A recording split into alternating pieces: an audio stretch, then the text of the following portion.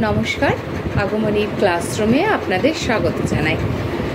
এ যাবৎ টুকটুক করে অনেকগুলো বিষয়ই কথা হচ্ছে, তো আজকে একটু সম্পূর্ণ অন্য রকম বিষয় নিয়ে একটু কথা বলি। নামটা শুনে একটু আপনাদের হয়তো অদ্ভুত লাগবে যে এটা কি কথা বলা হচ্ছে, কিন্তু এটা মানে আমাদের জীবনে এবং পরিবেশের ক্ষেত্রে বিশেষ করে একটি গুরুত্বপূর্ণ ভূমিকা রাখে। তো এবার চলে আসি সোজা বিষয়টাতে। আজকের যে বিষয়টা আলোচনা করব তার নাম হচ্ছে মাইনাস। না, এই মাইনাস কিন্তু ওই বিয়োগ নয়, এই মাইনাস কি ধাপে ধাপে আসছে। তো প্রথমেই বলি যে আমাদের দেশের যে এয়ার অ্যাক্ট, ওয়াটার অ্যাক্ট এগুলো আছে, এগুলো সম্বন্ধে আমি আপনাদের সাথে আলোচনা করেছি। তো সেক্ষেত্রে যদি খেয়াল না থাকে একটু গিয়ে দেখে নেবেন। আর নতুনদের জন্য অনুরোধ রইল যে সাবস্ক্রাইব করে একটু দেখে নেবেন, যে তাহলে আপনার বুঝতে সুবিধা হবে। তো এবার মূল কথায় চলে আসি। আমাদের যে এয়ার অ্যাক্ট, ওয়াটার অ্যাক্ট আছে, সেখানে বলা হয়েছে যে পলিউশন কিভাবে কন্ট্রোল করা যায়। তো এই যে সমস্ত বিষয়গুলোর ওপর কথা বলা হয়েছে, ইভেন সিপিসিবি, এসপিসিবি, এগুলো কি, এদের কাজ কি, গঠন কি, এই সমস্ত কিছু আমি আপনাদের সাথে আগেই আলোচনা করেছি। তো এই যে পলিউশন যে বলবো সেটা তো একটা কিছু সাপেক্ষে আমাকে বলতে হবে। ধরুন আপনি বলছেন যে একটা ছেলে খারাপ হয়ে গেছে বা একটা মেয়ে খারাপ হয়ে গেছে, তো আপনি নিশ্চয়ই কোনো কিছুর সাপেক্ষে তাকে বিচার করে বলছেন যে খারাপ হয়েছে কি ভালো হয়েছে। এই সাপেক্ষটা কি?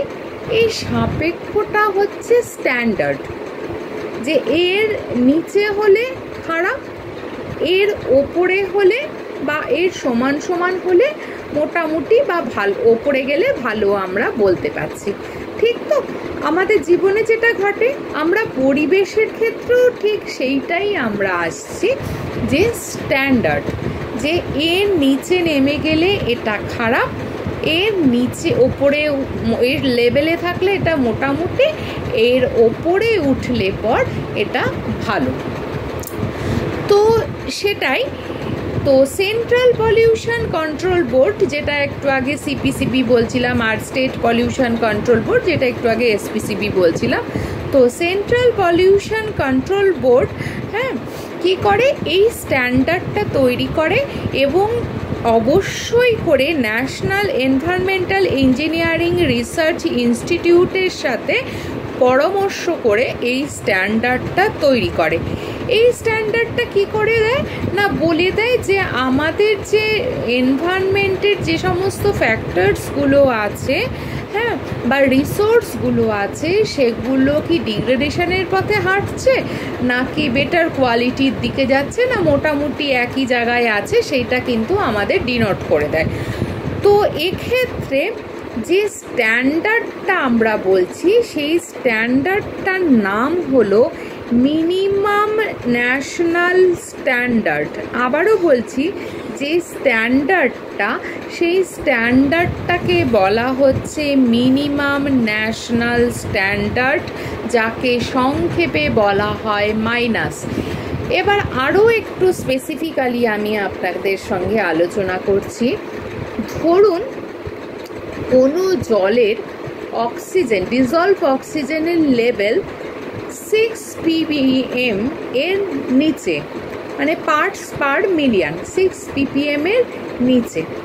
এবার ধরুন তার কোনো জলের ডিও হচ্ছে 4 মানে কি না, 4 মানে হচ্ছে জলের অবস্থা খুবই খারাপ।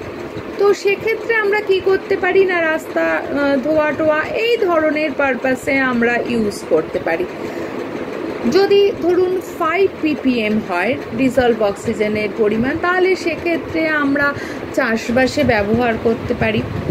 যদি 6 ppm বা তার ওপরে হয় তাহলে সেই জলটা কিন্তু ভালো জল এবং সেটাকে আমরা কিন্তু খেতে পারি। তো এই যে আমরা এই যে ভাগ করছি 4, 5, 6টা, এই যে 6টাকে স্ট্যান্ডার্ড ধরে নিচ্ছি, এটাকেই কিন্তু জলের ক্ষেত্রে আমরা মাইনাস বলবো। অর্থাৎ কি, যে মিনিমাম ন্যাশনাল স্ট্যান্ডার্ড, অর্থাৎ সারা দেশে জলের ডিজলভ অক্সিজেনের ক্ষেত্রে 6 ppmটিকে স্ট্যান্ডার্ড ধরে নেওয়া হচ্ছে। ঠিক একই রকম সাসপেন্ডেড পার্টিকুলেট ম্যাটার্স বা SPM, হ্যাঁ, বা ধরুন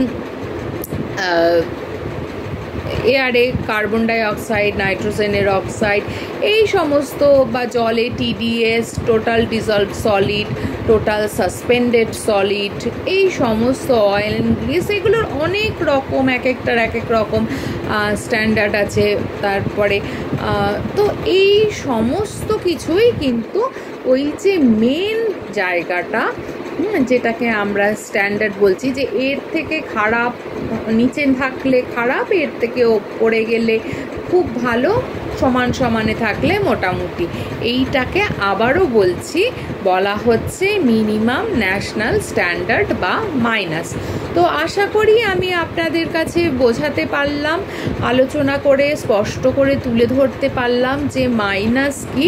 তো যখনই কোনো জল ব্যবহার করবেন বা কোনো এয়ার কোয়ালিটি বা যে কোনো এনভায়রনমেন্টাল কোনো বিষয় নিয়ে দেখে নেবেন, তখন তার মাইনাসটাও কিন্তু একটু দেখে নেবেন। তো ইভেন আপনারা বাড়িতে যে চাষ করবেন, গাছপালা যদি পোতেন টবে, তো সেক্ষেত্রেও টবের সয়েলের NPK কেমন কোয়ালিটি, মাটিটা যদি কেনেন তো NPK কতটা আছে, কি আছে, এগুলো একটু জেনে নিতে পারেন। তাহলে আপনি বাড়িতে যে গাছ টাছগুলো পুঁতবেন সেগুলো ভালো হবে, ভালো ফলন হবে, সে ফুল হোক বা ফল হোক, যাই হোক, বা এমনিও যদি গাছ হয়ে থাকে সেটাও সুস্থভাবে বেড়ে উঠবে। তো এই ছিল আজকের বিষয়। যদি আপনাদের বিষয়টা ভালো লেগে থাকে, হ্যাঁ নিশ্চয়ই আমি একই কথা বলবো, লাইক কমেন্ট শেয়ার করবেন, আর একদমই স্কিপ করবেন না, কারণ স্কিপ করলে এক ভুল বার্তা যায় এক্স্যাক্টলি। আর 2 নম্বর হচ্ছে যে অনেক ইনফরমেশনও মিস হয়ে যায়। তো চলুন আজকের মতো এইটুকুই। ভালো থাকুন, সুস্থ থাকুন, সচেতন থাকুন। কালকে একটা নতুন বিষয় নিয়ে আবারও আপনাদের সঙ্গে আলোচনা করব। আজকের মতো এইটুকুই। নমস্কার।